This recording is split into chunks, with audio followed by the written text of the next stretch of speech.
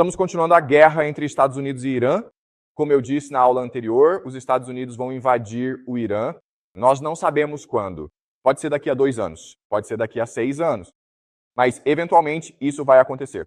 E na aula de hoje, quero abordar algumas das razões pelas quais os Estados Unidos vão invadir o Irã. E eu acredito que haverá 3 grandes razões. A primeira grande razão é que os Estados Unidos precisam defender seu império. Segunda grande razão é que os Estados Unidos serão pressionados por seus aliados, principalmente a Arábia Saudita e Israel, a invadir o Irã. E a terceira razão é o lobby israelense. Então, na aula de hoje, quero explicar para vocês o que é o lobby israelense. Mas antes, preciso que vocês entendam o que é o cristianismo. Então, lembrem-se de que o cristianismo é uma religião sobre um homem, Jesus, sobre quem sabemos muito pouco, certo? Acreditamos que ele nasceu em 4 a.C. e depois morreu em 31 d.C., desculpe, era comum. Sabemos que ele era de um lugar chamado Galileia. Sabemos que os romanos o crucificaram. E é basicamente isso, certo? O que seus seguidores dizem é que ele é Deus vindo à Terra e que ele pregava um evangelho ou uma mensagem de que Deus está retornando. O reino dos céus está chegando. E depois que ele foi crucificado, ele ressuscitou e então foi para o céu. E o que é realmente importante é que Jesus eventualmente retornará, certo? E isso é chamado de segunda vinda, certo? Esta é a segunda vinda de Jesus e quando ele vier, ele trará o céu para a terra. E todos nós viveremos para sempre em paz, certo? Então essa é a história de Jesus. Então a pergunta é, por que essa religião tornou-se tão popular, na verdade, que hoje cerca de 2 bilhões de pessoas acreditam nela? É a religião mais popular e mais poderosa do mundo. E, a princípio, o apelo do cristianismo era que se tratava de uma religião revolucionária que prometia um mundo melhor para os oprimidos do mundo. Então, se você olhar para as primeiras pessoas que seguiram o cristianismo, eram escravos, camponeses, mulheres, pessoas que eram marginalizadas na sociedade. E a ideia de Jesus é que um mundo melhor está por vir, onde todos serão iguais. Os mansos herdarão a terra. Então, se você pensar bem, o cristianismo é atraente porque, na verdade, é como um bilhete de loteria gratuito. Faz sentido? É um bilhete de loteria. Não custa nada. E olha, se estiver certo, então você vai para o céu. Então, a princípio, o cristianismo era extremamente uma religião revolucionária, e suas características básicas no início era revolucionária, igualitária e anti-autoritária. E assim, esses indivíduos que antes eram excluídos da sociedade como criminosos, Jesus prometia esperança, salvação e redenção. Então, antes, se você fosse um criminoso, realmente não havia uma maneira de se redimir na sociedade. E Jesus é a promessa da sua salvação e redenção, certo? E é por isso que era tão atraente para muitas pessoas. Tornou-se tão popular que acabou se tornando a religião oficial do Império Romano. Agora, há um problema, certo? Porque lembre-se, o cristianismo é uma religião revolucionária, igualitária e anti-autoritária. E agora tornou-se um império. Então eles tiveram que desenvolver novas teorias para reinventar o cristianismo como uma religião do establishment. E como discutimos no semestre passado, a pessoa que fez isso foi Agostinho. Lembre-se de que no semestre passado lemos Cidade de Deus e Confissões. E Cidade de Deus e Confissões servem justamente para adaptar o cristianismo como uma religião do establishment, para reduzir seu caráter revolucionário. Tudo isso está fazendo sentido para vocês? E um problema que Agostinho tinha era a ideia da segunda vinda, certo? De que o mundo vai acabar. Ele tinha um grande problema com essa ideia por vários motivos, certo? Mas o primeiro motivo é que, sabe, se o mundo vai acabar, por que precisamos fazer qualquer coisa? Por que não podemos simplesmente beber, festejar e jogar videogame todo dia, certo? Qual é o sentido de trabalhar? Esse é o primeiro problema, certo? O segundo problema é, bem, por que Jesus vai voltar? É porque o mundo é uma droga, certo? Bem, quem está no comando do mundo? A Igreja Católica está no comando do mundo. Entenderam? Então Jesus está voltando para destruir a autoridade da Igreja Católica. Isso não é bom, certo? Então, por muitos motivos, Agostinho basicamente disse, ok, o fim está vindo, não se preocupem com isso, certo? Jesus vai voltar quando ele quiser voltar. Mas antes que ele volte, nós, a Igreja Católica, vamos cuidar de todos, certo? Certo. Então, por que isso é importante? Isso é importante porque, a partir de Agostinho, passamos a ter entendimentos divergentes. Sobre o que significa a segunda vinda? Bem, para as pessoas que acreditam na segunda vinda. O termo que usamos é pré-milenismo, pré-milenista.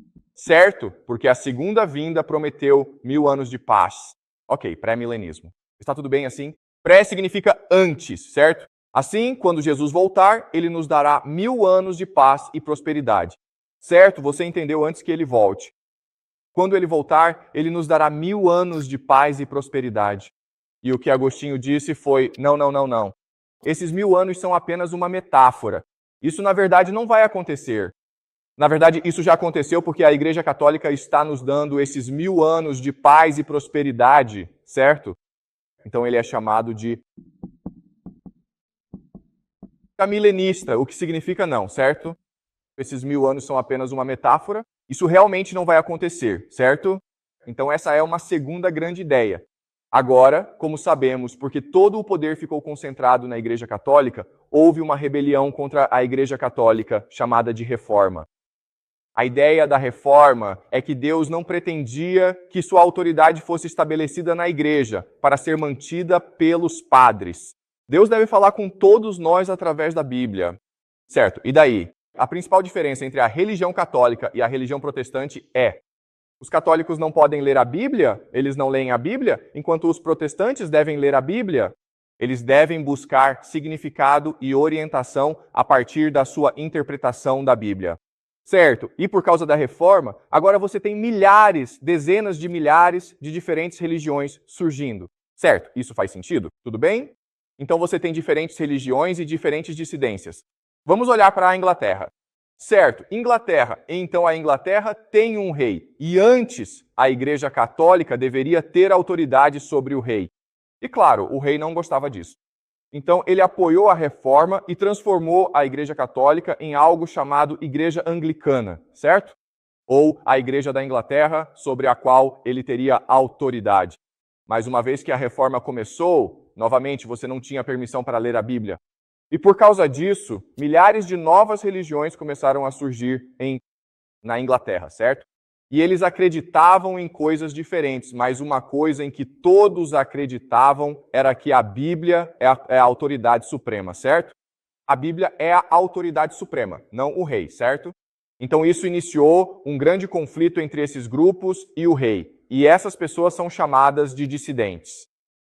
E eventualmente isso levou a algo chamado Guerra Civil Inglesa, onde os dissidentes, os puritanos, mataram o rei, ok? Mas então, o rei foi restaurado ao trono, o que levou a décadas e décadas de conflitos na Inglaterra. Uma das maneiras que o rei encontrou para tentar resolver esse conflito foi enviando todos esses dissidentes para a América. Ok? Para ir à América. E a ideia é esta. Esses dissidentes acreditam que a Bíblia é uma autoridade suprema. A Bíblia nos pede para fazermos certas coisas, certo? Porque está escrito na Bíblia. Por exemplo, você não pode beber. Você não pode dançar. Você não pode se divertir. Você deve focar na sua própria melhoria espiritual, certo? Você não pode ter escravos. E por acreditarem nessas coisas, eles estavam constantemente em conflito com o establishment, certo? Com pessoas no poder. Então o rei disse: pessoal, se vocês realmente acreditam nessas coisas, vão para a América.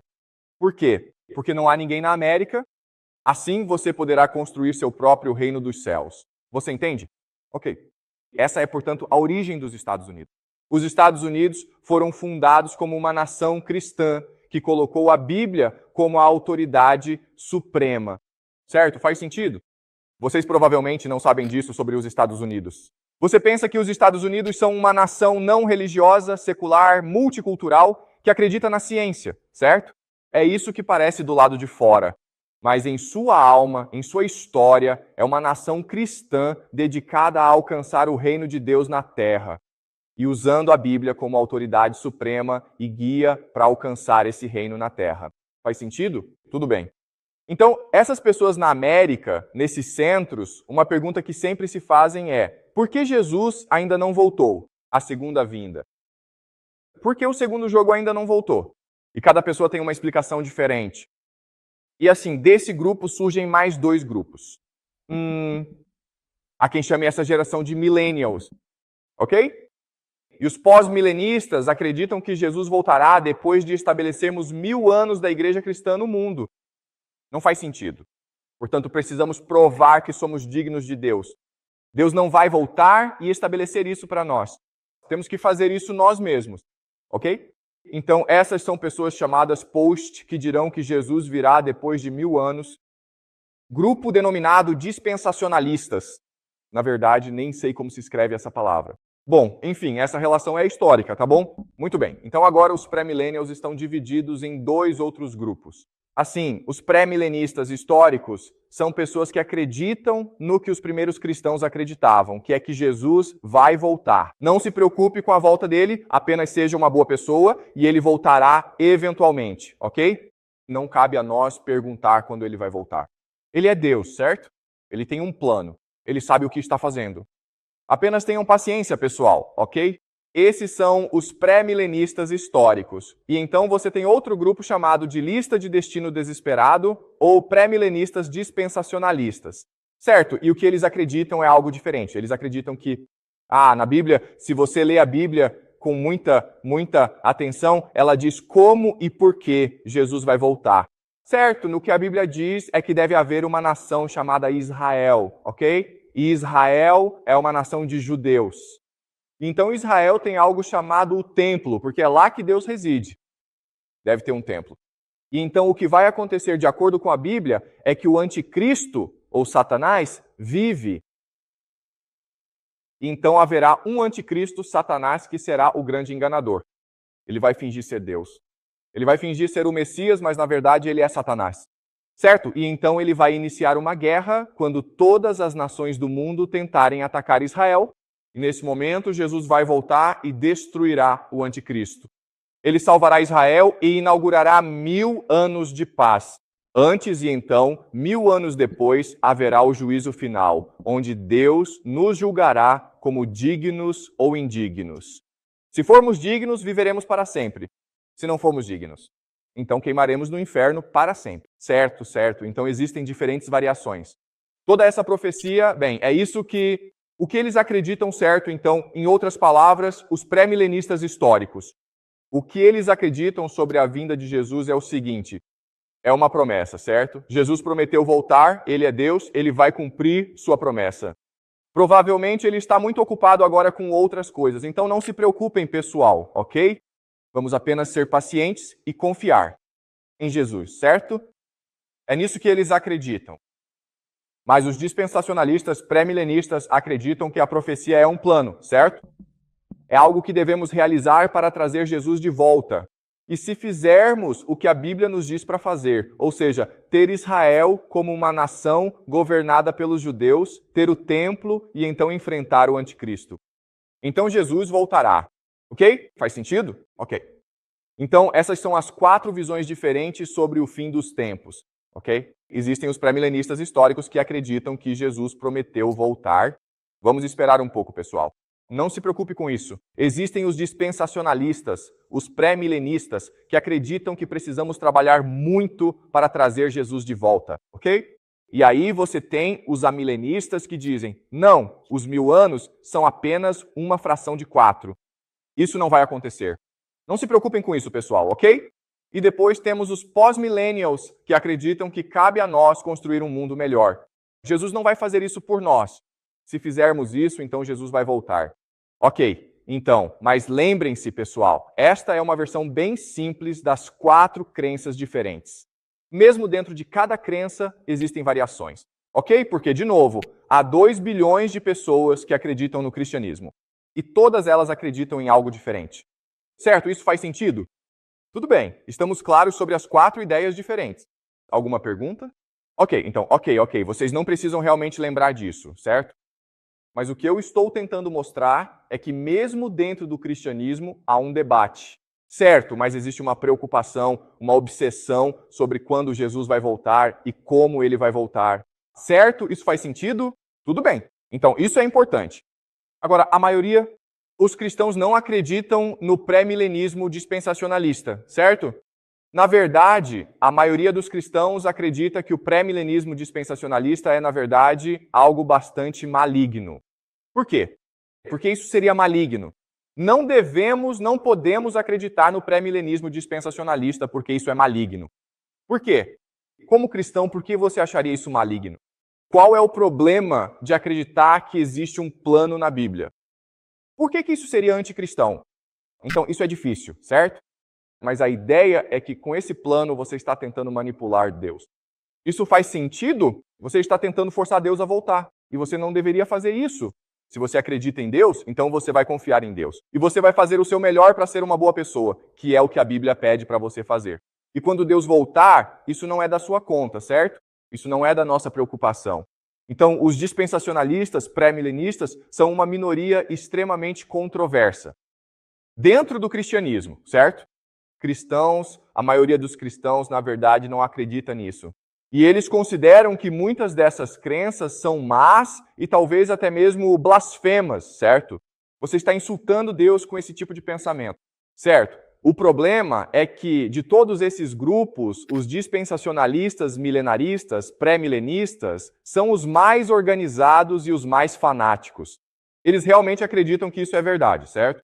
Sabemos que, ao longo da história, aqueles que alcançam seus objetivos são pessoas que tendem a ser as mais unidas e as mais fanáticas em alcançar seu objetivo, certo? Esse é o primeiro ponto. O segundo ponto é que esse tipo de crença prospera em tempos de grande incerteza e desigualdade, como o tempo em que vivemos hoje, certo? Onde a desigualdade está crescendo, onde há mais instabilidade e incerteza. Então, em outras palavras, há cada vez mais pessoas que acreditam no pré-milenismo dispensacionalista. Isso faz sentido? Certo, então o motivo disso ser importante é que os pré-milenistas dispensacionalistas como cristãos fizeram muito para causar conflitos no Oriente Médio. São eles que estão ativamente incentivando o conflito entre palestinos e israelenses. São eles que querem que Israel e Irã entrem em guerra. Por quê? Porque eles estão realmente incentivando o conflito entre palestinos e israelenses. Por que eles estão incentivando uma guerra entre Irã e Israel? Por que eles iriam querer uma guerra entre Irã e Israel? Bem, não. Israel já voltou. Por quê? Porque isso faz parte da profecia. Você entende? É parte da profecia. A profecia é que Israel deve primeiro ser reconstituído como uma nação. Isso aconteceu em 1948. E então Israel deve entrar em guerra com outras nações. Certo? Faz sentido? Portanto, esses cristãos estão, na verdade, promovendo a guerra entre Israel e seus vizinhos. Certo? Faz sentido? Tudo bem? Está ótimo? Então, outra coisa é que, após a reforma, eles desenvolveram uma nova teologia chamada sionismo cristão. Sionismo cristão, ok? O que é o sionismo cristão? O sionismo cristão é a crença de que, como cristão, você deve apoiar os judeus no retorno a Israel. Ok? Então lembre-se que Israel, como nação, foi fundado apenas em 1948. E então, basicamente, por volta de 70 a.C., os romanos incendiaram o templo. Ok? Então, por quase 2000 anos, na verdade, o povo judeu... Não morei lá, desculpe. Os judeus não controlaram Israel por cerca de 2000 anos. E há cristãos que acreditam que é nossa responsabilidade, nosso dever, ajudar os judeus a tomar o controle de Israel, certo? E eles acreditam nisso por vários motivos diferentes. Então, os sionistas cristãos, alguns podem acreditar que é isso que a Bíblia diz, que Deus prometeu Israel aos judeus. Certo? Então, o sionismo cristão se cruza com o pré-milenismo dispensacionalista. Há sionistas cristãos que acreditam que, para Jesus voltar, nós também precisamos de Israel de volta. E precisamos que Israel esteja em conflito com o Oriente Médio, certo? Ou seja, com o Oriente Médio, certo? Todos eles, certo? Então, o sionismo cristão, quero dizer, você pode argumentar que é uma ideia bastante maligna. Por quê? Porque eles estão usando o povo judeu como uma ferramenta, como um mecanismo para alcançar o que acreditam que é o retorno de Jesus. Certo? Faz sentido? Porque, bem, o cristianismo acredita que se Jesus voltar, então todos os judeus, então o judaísmo como religião deixará de existir. 2/3 de todos os judeus morrerão na batalha e o restante 1/3 se converterá imediatamente ao cristianismo. Bem, pode-se argumentar que o sionismo cristão é uma ideia bastante cínica e maligna, ok? E então, a partir do sionismo cristão, temos a ideia do sionismo. E o sionismo é a crença entre certos judeus de que duas coisas acontecem, ok? Uma delas é que os judeus são o povo escolhido de Deus e que Israel é a terra prometida. Portanto, os judeus devem retornar a Israel. Faz sentido? Mas o importante é que antes do surgimento do sionismo cristão, o sionismo não existia, os judeus não pensavam assim, ok? Então foram os cristãos que apoiaram essa ideia do sionismo. E mesmo quando essa ideia surgiu, que foi há cerca de 20 anos, era algo assim, uma religião extremamente impopular. Uma ideia extremamente impopular. O motivo é que os judeus não achavam que eram uma raça de pessoas. Eles sentiam que eram uma religião. Eles sentiam que, ok, eu estou no Iraque. Bem, adivinha só. Eu sou iraquiano como todo mundo. Posso ter uma crença diferente, mas ainda sou iraquiano. Eles não colocavam a religião acima da nacionalidade ou da raça deles. Você entende? E o sionismo é tipo, não, ser judeu é uma raça. E, portanto, você deve retornar a Israel, certo? O problema de tudo isso é que em Israel, na Palestina, era principalmente povo árabe, certo? Então havia pouquíssimos judeus e, na verdade, o sionismo não conseguiu convencer ninguém a ir para a Palestina, certo? Mas então, claro, o Holocausto aconteceu. Depois do Holocausto, muitos judeus começaram a ir para Israel e, em 1948, eles estabeleceram o Estado de Israel, certo? E os sionistas cristãos e os pré-milenistas, dispossessionistas, ficaram muito felizes com o estabelecimento de Israel, porque eles sentem que alcançamos o primeiro passo desse plano para trazer Jesus de volta, certo? Isso faz sentido, certo? Então, para resumir, a mensagem principal é esta, certo? Aqui está o que você precisa saber. Primeiro, é que há muitos cristãos que acreditam que Israel e os judeus devem ser usados como uma ferramenta para trazer Jesus de volta. Essa é a primeira coisa. A segunda coisa é que a América foi fundada como uma nação cristã. Portanto, sua alma é cristã. Seus primeiros líderes eram cristãos que acreditavam no sionismo cristão. Seus descendentes agora controlam o exército e o aparato de política externa dos Estados Unidos. Certo, essa é a segunda coisa, ok? E a terceira coisa é que Israel, como nação, acha que pode usar o sionismo cristão para avançar seus interesses geopolíticos, que basicamente é obter controle sobre o Oriente Médio. Certo, você entende? E é isso que está impulsionando o conflito entre Israel e Irã. Faz sentido? Ok. O que está alimentando o conflito entre Israel e Irã é a crença dos Estados Unidos de que tem uma responsabilidade religiosa de proteger Israel contra o Irã. Na verdade, se houver uma guerra entre o Irã e Israel, isso é uma coisa boa. Porque isso vai impulsionar essa profecia e o retorno de Jesus, entendeu? E aí as pessoas em Israel ficam tipo, sabe de uma coisa? Se entrarmos em guerra com o Irã, os Estados Unidos lutarão por nós. Então por que não, né? A gente não precisa lutar essa guerra. Os Estados Unidos vão fazer isso por nós. Então, por que não lutar essa guerra? Não perdemos nada, só temos a ganhar com essa guerra. Então, a ideia é que tudo isso é movido por uma visão de mundo religiosa. Entenda o mundo. E com o tempo, essa visão de mundo só vai se tornar mais popular nos Estados Unidos. Faz sentido? Ótimo. Alguma pergunta sobre isso? Tem algo que não ficou claro sobre o que acabei de descrever?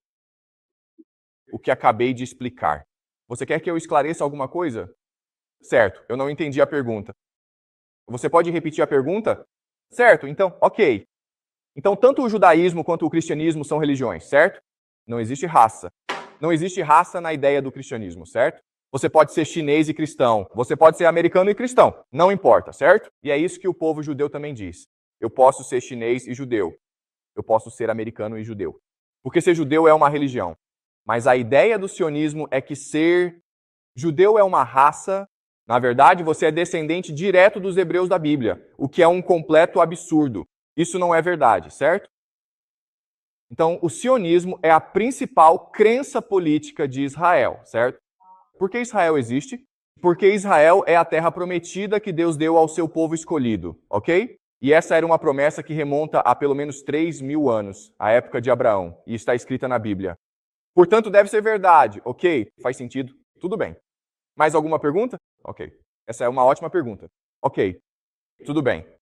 O sionismo cristão e o premilenismo sem dispensação se tornarão, com o tempo, religiões mais populares na América. E Charles perguntou, bem, por quê? Muito bem, vamos voltar à fundação do cristianismo.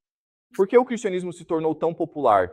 Tornou-se popular por estar presente no Império Romano. Naquela época, havia algo chamado Pax Romana, que significava a paz romana. Ou seja, os romanos controlavam tudo. Portanto, não havia guerras, logo, as pessoas viviam em paz, certo? E você acha que isso é uma coisa boa, certo? O problema é que se há paz, então você tem uma desigualdade enorme, ok? Porque a guerra era um mecanismo naquela época de mobilidade social, certo? A guerra matava pessoas. E se a guerra mata pessoas, isso cria oportunidades para quem permanece vivo. Mas se não há guerra, então o que acontece é que se eu sou uma pessoa rica, adivinhem, pessoal, eu fico mais rico. E se você é pobre, o que acontece? Você fica mais pobre, certo? Então, como é uma pessoa pobre, o que você pensa? Você pensa que a vida é sem esperança, que a vida não faz sentido, que não há futuro, que não há esperança, certo? Então Jesus aparece e diz, escutem, se vocês creem em mim, eu trarei o rei dos céus à terra e trarei. Isso é, vou destruir a desigualdade, todos serão iguais.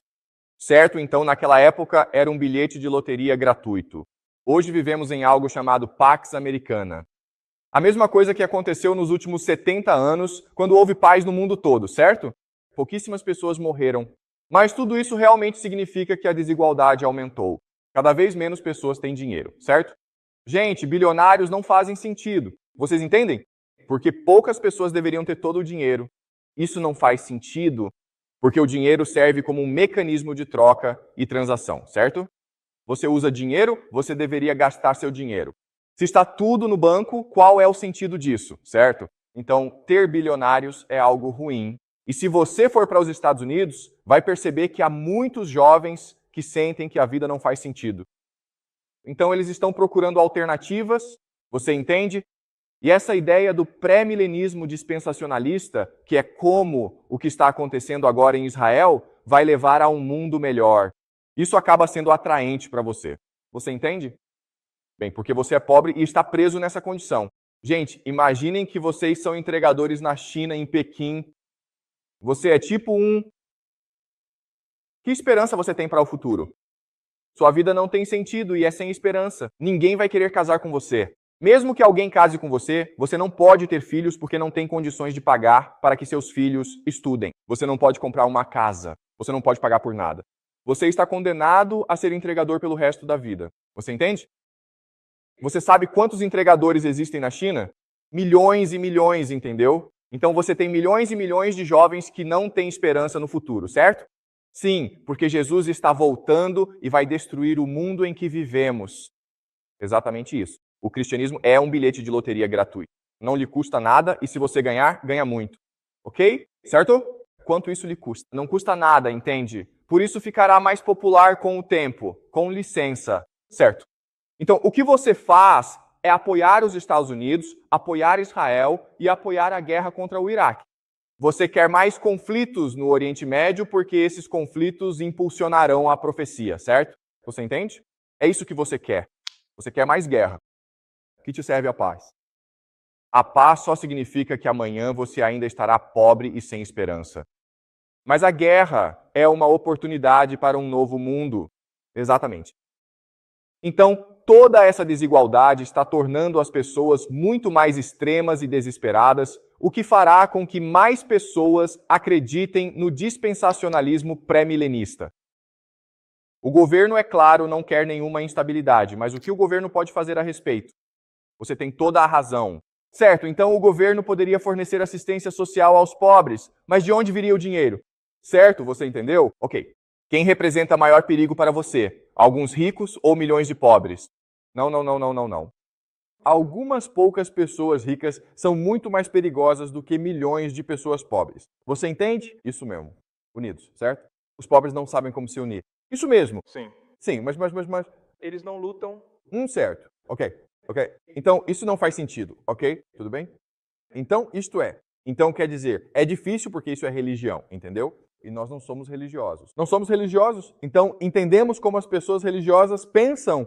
Mas lembre-se de que neste planeta Terra, a maioria das pessoas é religiosa e leva a sua religião muito, muito a sério. Ok? Você entende? Eles estão dispostos a morrer pela religião porque pensam, se eu morrer pela minha religião, irei para o céu. Sim. Com licença. Ok. Tudo bem. Então, é exatamente isso. Você entende? Ok. Tudo bem? Porque você não está dando esperança às pessoas e a religião dá esperança às pessoas. Deixar. Que é. Escuta, no mundo real, os pobres sempre perdem e os ricos sempre ganham, não importa o que aconteça. Os pobres. Exato. Daí a pobreza. Ok?